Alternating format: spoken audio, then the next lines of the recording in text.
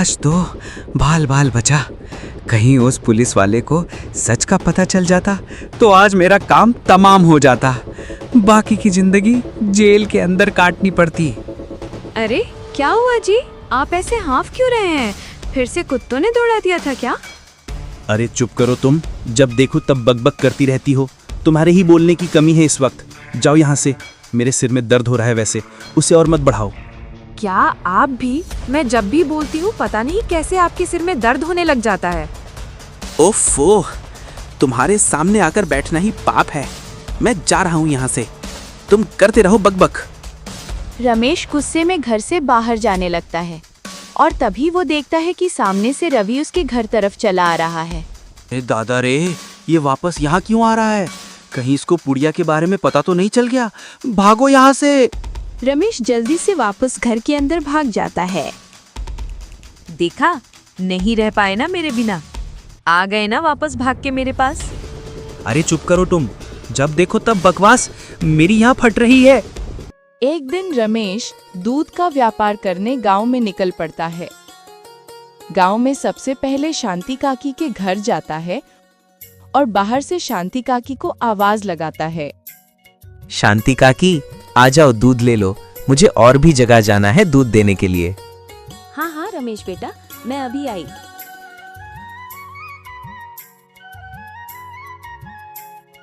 लाओ बेटा, आज जरा आधा लीटर दूध ज्यादा दे देना, मेरी बेटी को खीर खाने का मन कर रहा है। हाँ हाँ काकी, अभी ले लो। बढ़िया सी खीर बनाकर खिलाना बेटी को। रमेश फिर दूध लेकर अगले घर दूध देने चला जाता है। अरे रमेश भाई, ये लो तुम्हारे दूध के पैसे। आज महीना पूरा हो गया ना? हाँ दीदी, लाओ दो। हाँ, आपका हिसाब एकदम साफ रहता है। आप समय पर पैसे दे देती हो। अरे रमेश भैया, तुम गांव में सबसे सस्ता दूध देते हो और रोज समय पे आते हो, तो हमारा तो फर्ज बनता है ना कि तुम्हें समय से पैसे दें। अरे आपका धन्यवाद दीदी। अच्छा, मैं चलता हूँ।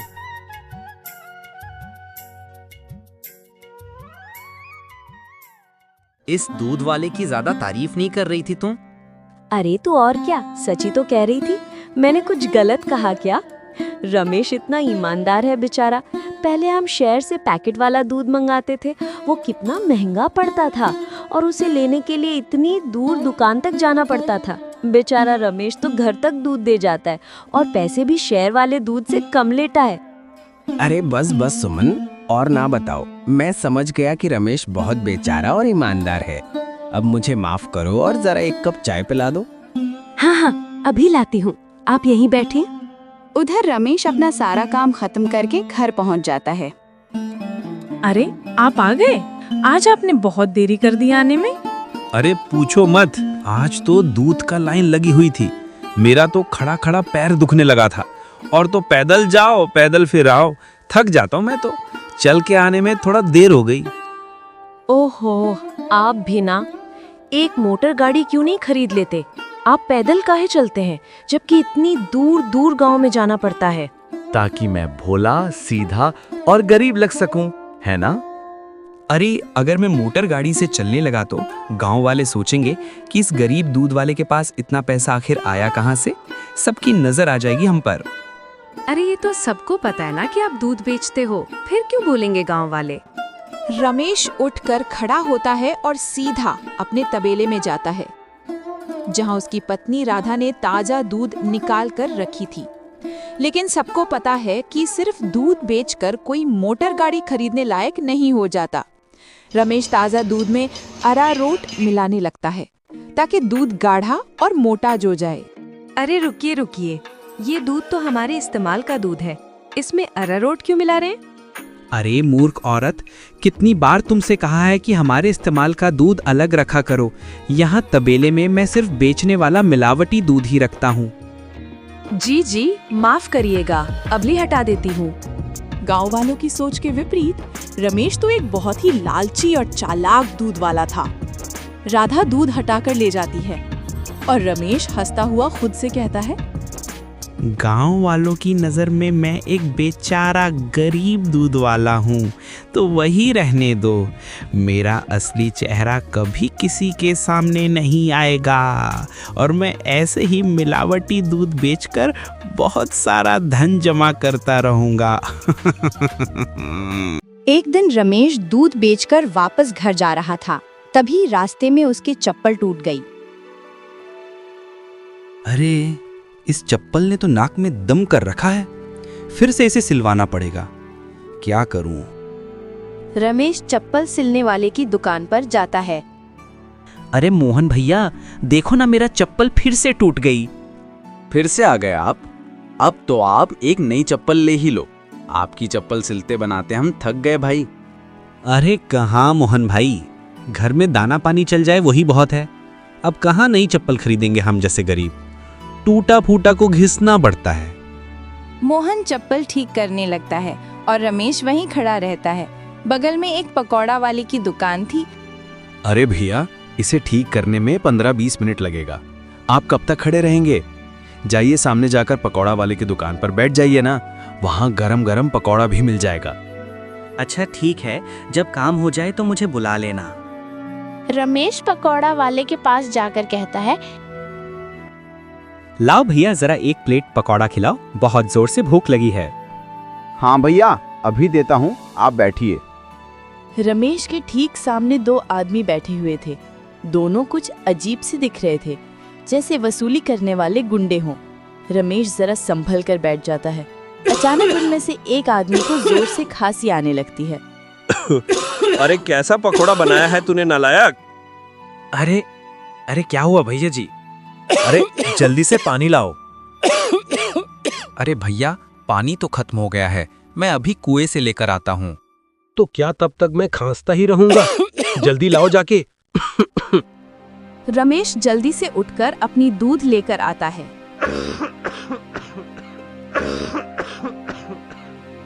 लो भैया पी लो, इससे तुम्हें राहत मिलेगी।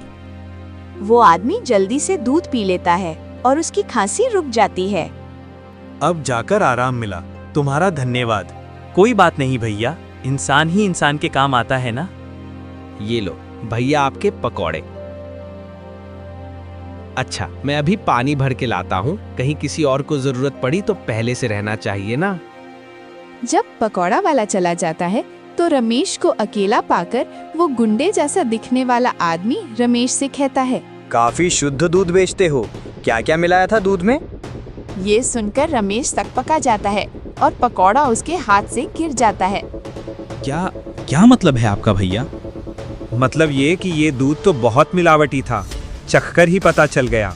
आज तक गांव में कोई भी रमेश के मिलावटी दूध का स्वाद नहीं समझ पाया था और इस नए आदमी ने एक घूंट पीकर ही समझ लिया। रमेश बहुत घबरा जाता है। देखो भैया, इस बारे में किसी को कुछ मत बताना। चाहो तो मुझसे कुछ पैसे ले लो, मेरे सालों का बना बनाया धंधा है, इसे चौपट मत करना। अरे हम तुम्हारा धंधा चौपट करने नहीं आए हैं, बल्कि हम तो तुम्हारे धंधे में 4 चांद लगवा देंगे। क्या मतलब है तुम्हारा? वो कैसे, जल्दी बताओ। वो गुंडा रमेश के हाथ में एक पाउडर की पुड़िया थमाता है। ये क्या चीज़ है भाई? नहीं, ये नशे वशे का व्यापार मैं नहीं करता। अब ये सब तुम अपने ही पास रखो। अच्छा, मतलब सिर्फ दूध में अरारोट मिलाने का व्यापार ही करते हो? चलो ठीक है, कोई बात नहीं। हमने सोचा था तुम भी 4 पैसे ज्यादा कमा लो, मगर ये तो अपना अपना भाग्य है। क्या? अरे मैं तो मजाक कर रहा था। मैं तैयार हूँ भाई। अब सामने से आती लक्ष्मी को भला कौन मना कर सकता है? ये हुई ना बात, तो फिर ये लो, इस एक पैकेट को एक बड़े दूध के कैन में मिलाना, इससे कम या ज्यादा में नहीं, तभी स्वाद में किसी को अंतर नहीं पता चलेगा। और हाँ, इसे मिलाने के बाद तुम्हारे दूध की डिमांड गांव में 4 गुना हो जाएगी। लोगों को ये बहुत अच्छा लगने लगेगा और चाहकर भी बिना इसे पिए कोई रह ही नहीं पाएगा। एक पुड़िया का 1000 रुपए हुआ। 1000? अरे अब ये तो बहुत ज्यादा है भैया। अच्छा, ज्यादा लग रहा है। चलो कोई बात नहीं, मत खरीदो। अब ये पकौड़ा वाला आएगा ना तो इसे ही बेच देंगे। ये तो खुशी खुशी 1000 रुपए में खरीद लेगा। अरे नहीं, रुको, मैं देता हूँ ना पैसे, ये लो। शाबाश, चलो अगले हफ्ते मिलते हैं। रमेश वो पुड़िया लेकर वापस घर जाता है। जब रमेश दूध में पुड़िया मिला रहा था तभी वहाँ पर राधा आ जाती है। अरे ये आप क्या कर रहे हैं जी? और ये क्या चीज मिला रहे हो दूध में? ये तो अब जल्दी से अमीर होने का शॉर्टकट तरीका है। अब बहुत हुआ अरारोट मिलाना, अब देखो कितनी जल्दी हम अमीर होते हैं। अरे वाह, आप तो बहुत समझदार आदमी हैं। कितना अच्छा हुआ जो मेरी माँ ने आपसे मेरी शादी करवाई। अच्छा, काश मैं भी ऐसा ही कह पाता भाग्यवान। जी क्या बोला आपने? मैं समझी नहीं। नहीं कुछ नहीं, मैं भी मजाक कर रहा हूँ। अच्छा ठीक है, मैं खाना बना रही हूँ, आप जल्दी से हाथ मुंह धोकर आ जाइए।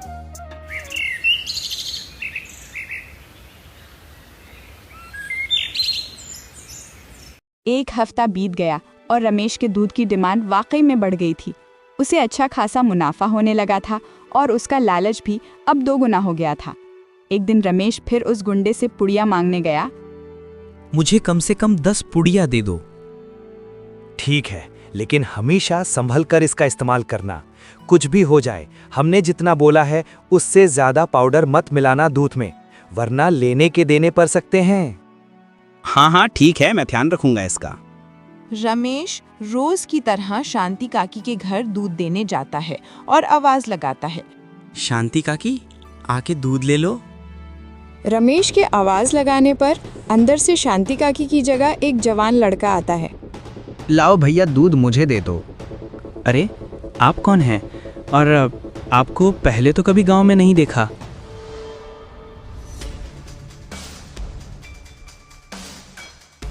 अरे रमेश, ये मेरा भतीजा है, अपने पिताजी के साथ यहाँ कुछ दिनों के लिए छुट्टी पर आया है। अच्छा, छुट्टी पर? अब शहर में क्या नौकरी करते हो भैया? मैं पुलिस में हूँ।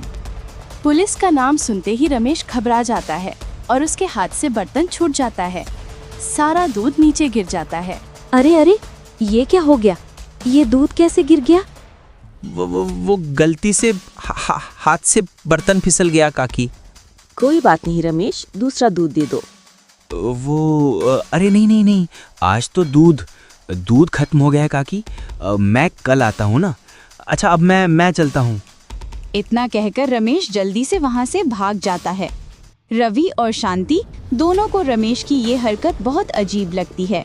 ये इससे अचानक क्या हो गया? इसने ऐसा तो पहले कभी नहीं किया। होगी जरूर कोई बात। खैर छोड़िए, चलिए अंदर चलते हैं बुआ जी। आज तो बाल बाल बचा। कहीं उस पुलिस वाले को सच का पता चल जाता तो आज मेरा काम तमाम हो जाता। बाकी की जिंदगी जेल के अंदर काटनी पड़ती। अरे क्या हुआ जी? आप ऐसे हाँफ क्यों रहे हैं? फिर से कुत्तों ने दौड़ा दिया था क्या? अरे चुप करो तुम, जब देखो तब बकबक करती रहती हो। तुम्हारे ही बोलने की कमी है इस वक्त। जाओ यहाँ से, मेरे सिर में दर्द हो रहा है वैसे, उसे और मत बढ़ाओ। क्या आप भी? मैं जब भी बोलती हूँ पता नहीं कैसे आपके सिर में दर्द होने लग जाता है। ओफो, तुम्हारे सामने आकर बैठना ही पाप है। मैं जा रहा हूँ यहाँ से, तुम करते रहो बकबक। रमेश गुस्से में घर से बाहर जाने लगता है और तभी वो देखता है कि सामने से रवि उसके घर तरफ चला आ रहा है। ए दादा रे, ये वापस यहाँ क्यों आ रहा है? कहीं इसको पुड़िया के बारे में पता तो नहीं चल गया? भागो यहाँ से। रमेश जल्दी से वापस घर के अंदर भाग जाता है। देखा, नहीं रह पाए ना मेरे बिना। आ गए ना वापस भाग के मेरे पास। अरे चुप करो तुम, जब देखो तब बकवास। मेरी यहाँ फट रही है। क्या मैं अंदर आ सकता हूँ? जी आप आइए ना। हाँ, कल वो दूध गिर गया था ना, तो बुआ जी ने कहा कि आपके घर आकर दूध ले जाऊं। बड़ा विश्वास है उन्हें आप पर। मैंने कहा कि पास की किसी दुकान से जाकर दूध ले आऊं, लेकिन उन्होंने कहा कि रमेश भाई के यहाँ से ही दूध लेकर आओ। अरे ऐसी बात है क्या? ये तो काकी का बड़प्पन है, वरना मैं तो बस मामूली सा दूध वाला हूँ। अच्छा, ऐसा लगता तो नहीं है। गांव में तो आपके बहुत चर्चे हैं। मैंने तो आज तक किसी आम दूध वाले का इतना नाम नहीं देखा है। रमेश थोड़ा घबराता है और फिर राधा से कहता है, इन्हें चाय पिलाओ, मैं इनके लिए दूध लेकर आता हूँ। ये शहर से आए हैं, बहुत बड़े पुलिस वाले हैं। अरे वाह, आप बैठिए, मैं अभी आपके लिए चाय लेकर आती हूँ।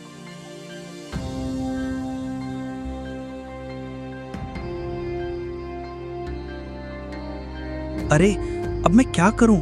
इसे मिलावटी दूध कैसे दूं? और अगर एकदम शुद्ध दूध दिया तो फिर शांति काकी को स्वाद अलग लगेगा। ये तो मैं अच्छा फंस गया हूँ।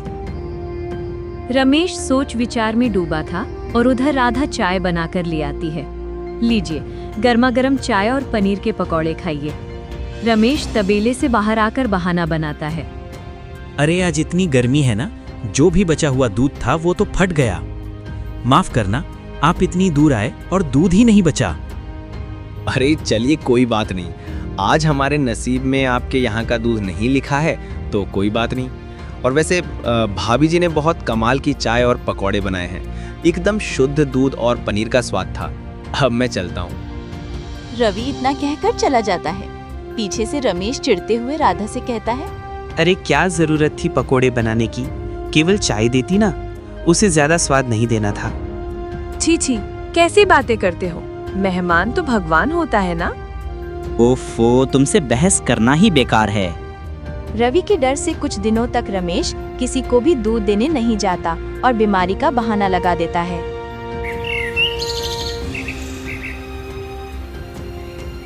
ये क्या चल रहा है दूध वाले? तुम हमसे पुड़िया क्यों नहीं ले रहे हो? कहीं किसी और से सौदा तो नहीं कर लिया?